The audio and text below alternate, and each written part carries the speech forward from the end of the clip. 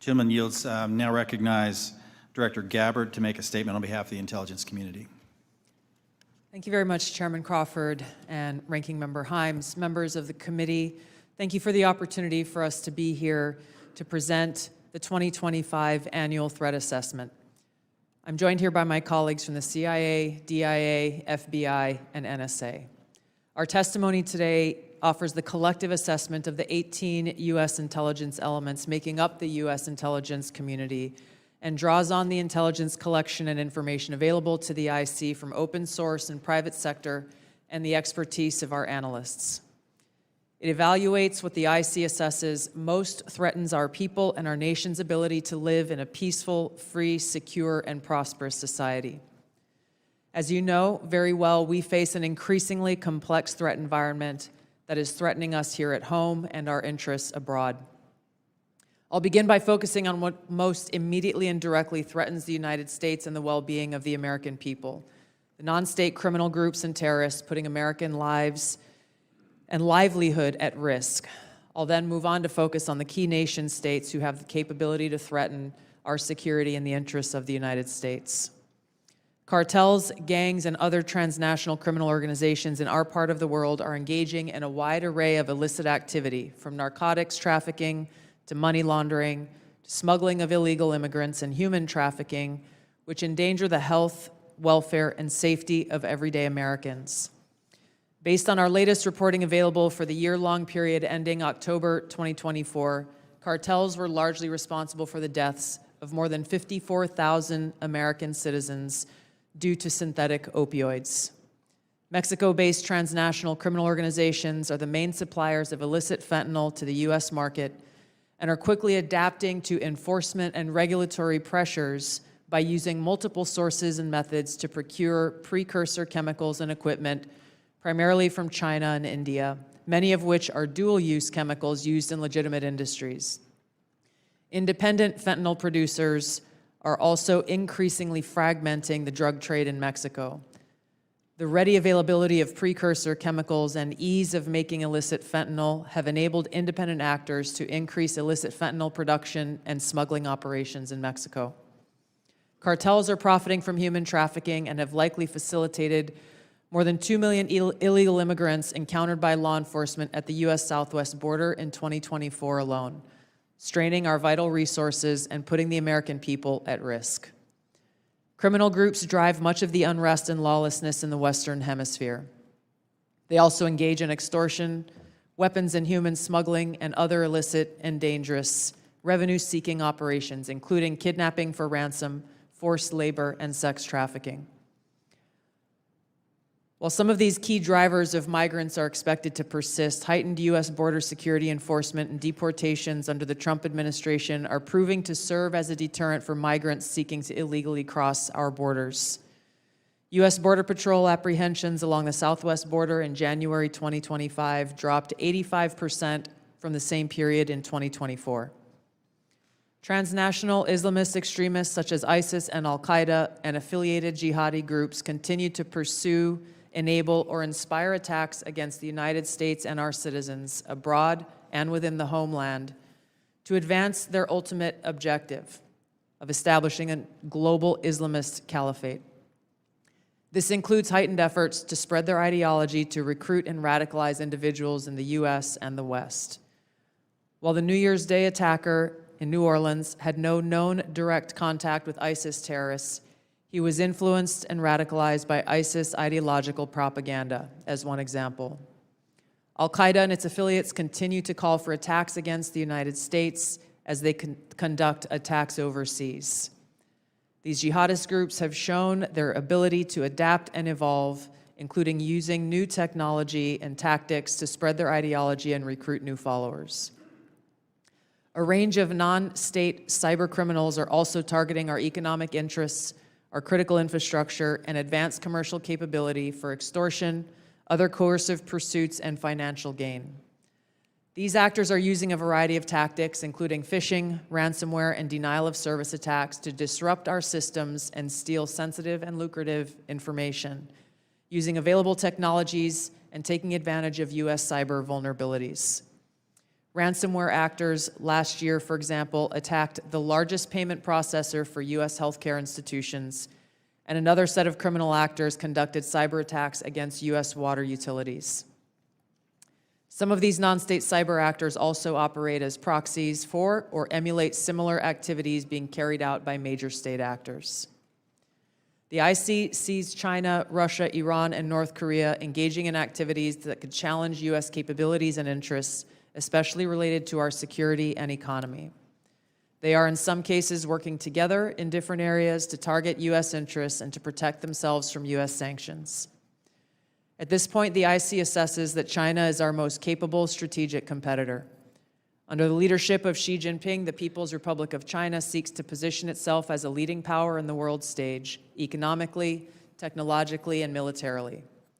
Beijing is driven in part by a belief that Washington is pursuing a broad effort to contain China's rise and undermine CCP rule. China's most serious domestic challenge is probably China's slowing economy and the potential instability that could occur if socioeconomic grievances lead to large-scale unrest. Growing economic tensions with the United States and other countries could also weigh on China's plans for economic growth and domestic job creation. China's military is fielding advanced capabilities, including hypersonic weapons, stealth aircraft, advanced submarines, stronger space and cyber warfare assets, and a larger arsenal of nuclear weapons. While it appears they would like to develop and maintain positive ties with the United States and the Trump administration to advance its own interests and avoid conflict, China is building its military capability in part to gain an advantage in the event of a military conflict with the United States around the issue of China's efforts towards unification with the Republic of China or Taiwan. Beijing is advancing its cyber capabilities for sophisticated operations aimed at stealing sensitive U.S. government and private sector information and pre-positioning additional asymmetric attack options that may be deployed in a conflict. China's cyber activities have been linked to multiple high-profile breaches, including last year's massive compromise of U.S. telecom infrastructure, commonly referred to as Salt Typhoon. Beijing currently dominates global markets and strategically important supply chains, for example, with the mining and processing of several critical minerals. In December, China imposed an export ban to the United States on gallium, germanium, and antimony, all of which are important to the production of semiconductors and our defense technologies. This was in direct response to U.S. export controls on chips designed to broadly limit PRC access to advanced chips and chip-making equipment. China also aims to compete in other critical global industries, including AI, legacy semiconductor chip production, biomanufacturing and genetic sequencing, and medical and pharmaceutical supply production. Russia's nuclear and conventional military capabilities, along with its demonstrated economic and military resilience, make it a formidable competitor. Moscow has more nuclear weapons than any other nation that could inflict catastrophic damage on the United States and the world in the event of a major war that Russian leaders feared put them and their regime at serious risk. In late 2024, Russia announced updates to its public nuclear doctrine, expanding the conditions under which Russia would consider using nuclear weapons. Russia is building a more modern and survivable nuclear force designed to circumvent U.S. missile defense through reliable retaliatory strike potential. It intends to deter the U.S. by holding the U.S. homeland at risk and by having the capabilities to threaten nuclear war in a conflict. Russia's developed advanced cyber capabilities and has attempted to pre-position access to U.S. critical infrastructure for asymmetric options and make it a persistent cyber threat. Russia's cyber activities have been linked to multiple high-profile breaches, including the 2023 hack of Microsoft. Russia is also fielding new capabilities in anti-satellite weapons meant to degrade U.S. and allied space infrastructure. Among Russia's most concerning developments is a new satellite intended to carry a nuclear weapon as an anti-satellite weapon, violating long-standing international law against such activity and putting the U.S. and global economy at risk. Iran continues to seek to expand its influence in the Middle East, despite the degradation to its proxies and defenses during the Gaza conflict. Iran has developed and maintains ballistic missiles, cruise missiles, and UAVs, including systems capable of striking U.S. targets and allies in the region. They've shown a willingness to use these weapons, including during a 2020 attack on U.S. forces in Iraq and in attacks against Israel in April and October 2024. Iran's cyber operations and capabilities also present a serious threat to U.S. networks and data. The IC continues to assess that Iran is not building a nuclear weapon, and Supreme Leader Khamenei has not authorized the nuclear weapons program that he suspended in 2003.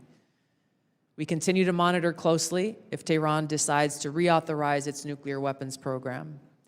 In the past year, we've seen an erosion of a decades-long taboo in Iran on discussing nuclear weapons in public, likely emboldening nuclear weapons advocates within Iran's decision-making apparatus.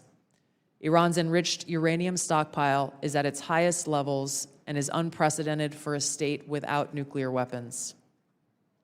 Iran will likely continue efforts to counter Israel and press for a U.S. military withdrawal from the region by aiding, arming, and helping to reconstitute its loose consortium of like-minded terrorist actors, which it refers to as its axis of resistance.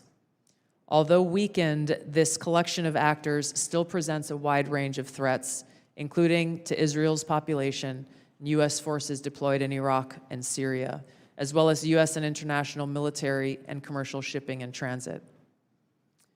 North Korean leader Kim Jong-un is pursuing stronger strategic and conventional capabilities that can target U.S. forces and allies in the region, as well as the U.S. homeland, to bolster North Korea's leverage and stature, defend its regime, and achieve at least tacit recognition as a nuclear weapons power. Kim's recently cemented strategic partnership with Russia supports these goals by providing him with greater financial, military, and diplomatic support, reducing its reliance on China, and providing North Korean forces and weapons systems with warfighting experience. Kim views his strategic weapons advances, its deepening ties with Russia, and its economic durability as strengthening his negotiating position against Washington's demands for denuclearization and lessening Kim's need for sanctions relief. Since 2022, China, Russia, Iran, and North Korea have grown closer. Removing the accelerant of the war in Ukraine is unlikely to revert these bilateral relationships to a pre-war 2021 baseline, leaving room for new strategic priorities and world events to create new incentives or challenges to their expanded cooperation. Russia has been a catalyst for much of this expansion, driven heavily by the support it has needed for its war against Ukraine, including protection from U.S. and Western sanctions. In addition to exchange of military and other resource capabilities with North Korea, Russia has relied more heavily on China's financial and defense industry backing and has increased combined military exercises with China. With Iran, Russia has also expanded financial ties to mitigate sanctions. Iran has become a critical military supplier to Russia, especially of UAVs, in exchange for Russian technical support for Iranian weapons, intelligence, and advanced cyber capabilities. The threats that we see to the U.S. to U.S. national security are both complex and multifaceted. In closing, I want to address briefly the signal chat issue that I know many of you are concerned about. The President and National Security Advisor Waltz held a press conference yesterday with a clear message. It was a mistake that a reporter was inadvertently added to a signal chat with high-level national security principals having a policy discussion about imminent strikes against the Houthis and the effects of the strike. The National Security Advisor has taken full responsibility for this, and the National Security Council is conducting an in-depth review along with technical experts working to determine how this reporter was inadvertently added to this chat. The conversation was candid and sensitive, but as the President and National Security Advisor stated, no classified information was shared. There were no sources, methods, locations, or war plans that were shared. This was a standard update to the National Security Cabinet that was provided alongside updates that were given to foreign partners in the region. The Signal Message app comes pre-installed on government devices. In December of 2024, CISA stated, quote, "We strongly urge highly targeted individuals to immediately review and apply best practices provided in the guidance to protect mobile communications, including consistent use of end-to-end encryption." And they named Signal as an app as an example of such an end-to-end encrypted messaging app. Ideally, these conversations occur in person. However, at times, fast-moving coordination of an unclassified nature is necessary where in-person conversation is not an option. I'm also aware that a lawsuit was filed yesterday on this issue. As a result of that pending litigation, I'm limited in my ability to comment further on that specific case. My Office of General Counsel will be in close contact with the Department of Justice on this matter. The most important thing to the American people and to all of us is the success of this military operation against terrorists who have been and continue to attack American service members was extremely successful, thanks to the leadership of President Trump and the actions of our brave men and women in uniform. As the heads of the American people's intelligence community, we will continue to provide the President, you in Congress, and our warfighters with timely, unbiased, relevant intelligence to keep our country secure, free, prosperous, and at peace. Thank you, Mr. Chairman.